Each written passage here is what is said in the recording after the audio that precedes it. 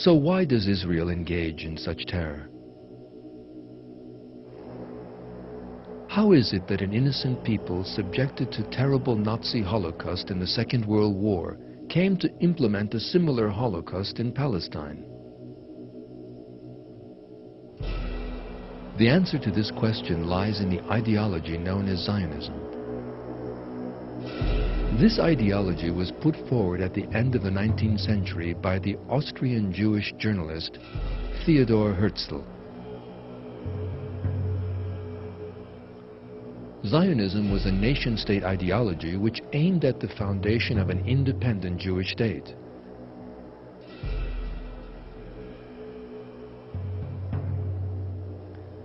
The reason for this depended on the colonialist and social Darwinist theories which dominated 19th century Europe. According to these theories, the industrialized nations of the West had the right to colonize less developed nations. This was envisioned as a natural result of the concept of the struggle for survival between nations predicted by Darwinism. The Jews who put forward the idea of Zionism approved of this 19th century European error and constructed their own ideologies in the light of it. That is why racism became a part of Zionist ideology.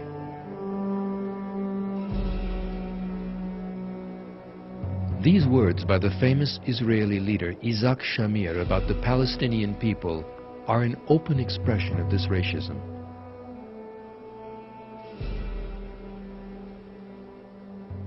It is unacceptable that nations made up of people who have only just come down from the trees should take themselves for world leaders. How can such primitive beings have an opinion of their own? Menahem Begin, who took part in bloody terrorist attacks in the 1940s and later became Prime Minister of Israel, had no compunctions about referring to the Palestinians as two-legged animals.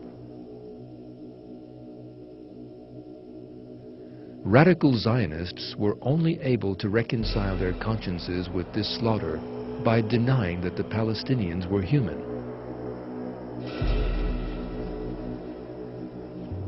It is this racist ideology that is responsible for the oppression that has gone on in Palestinian lands for the last half-century.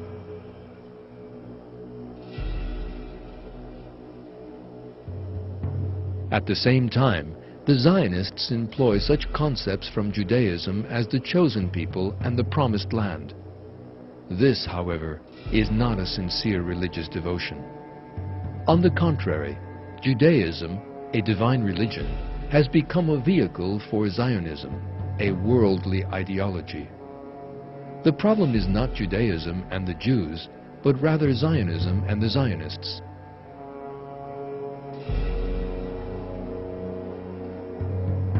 The relationship between Zionism and Judaism has never been a realistic one.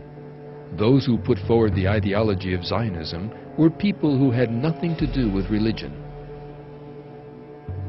Max Nordau, the second important movement leader after Herzl, was a confirmed atheist.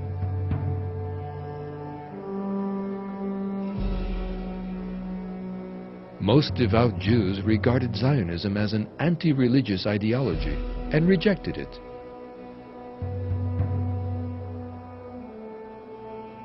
Devout Jews still regard Zionism in those terms today. Someone walking about in devout areas of Jerusalem can see slogans written up to the effect that Judaism and Zionism are diametrically opposed.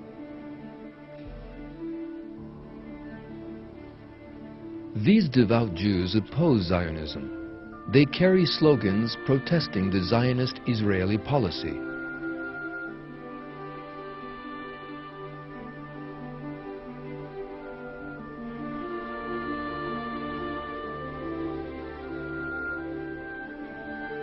This image is of Jews protesting against Israel's Sabra and Shatila massacres in 1982.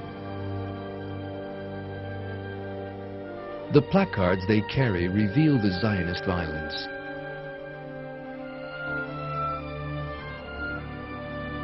All of this show that there is a huge gulf between Israeli terror and Judaism.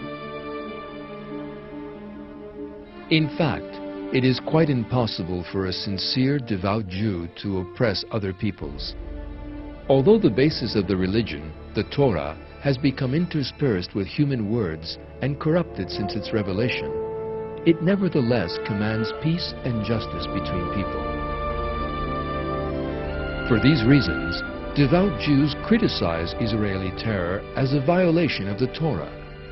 One of these is Britain's chief rabbi, Professor Jonathan Sacks, who criticized the way that Israeli policy is treated as equivalent to Judaism in a statement he made in 2002. There are things that happen on a daily basis which makes me feel very uncomfortable as a Jew, he said. Even some Israeli soldiers oppose the government's harsh policies. In 2002, some 250 Israeli soldiers refused to serve in the occupied territories, saying, "We do not want to attack innocent people."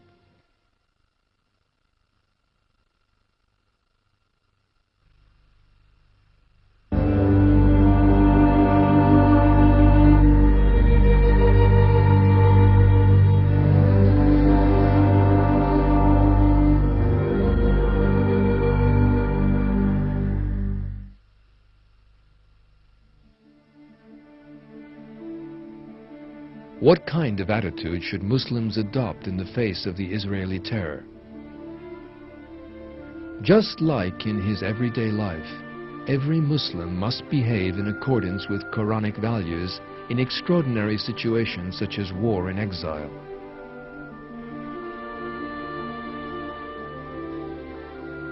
In the Quran, God calls on believers to bring peace and tolerance to the world. He commands people to behave with justice, regardless of race, language, or creed. For that reason, it is out of the question for Muslims to feel hostility towards Jews because of their religion and beliefs.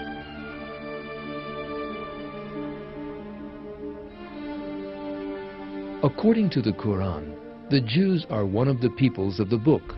In other words, people who believe in the revelations of God. The attitude a Muslim must adopt towards the people of the book is one of justice, tolerance, and kindness.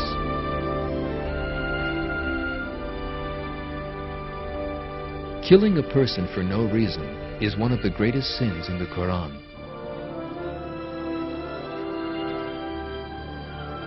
Our Prophet also warned his commanders not to harm civilians.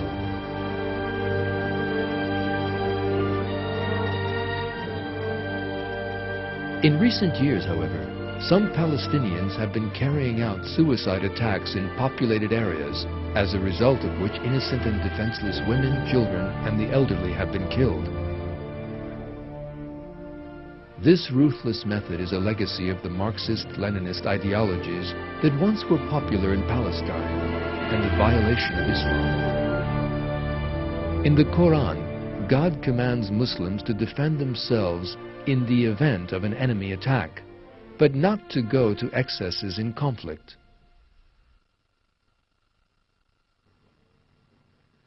Fight in the way of God against those who fight you, but do not go beyond the limits. God does not love those who go beyond the limits. In another verse, Muslims were warned not to depart from the path of justice by becoming caught up in hostilities to another society. O you who believe, show integrity for the sake of God, bearing witness with justice. Do not let hatred for a people incite you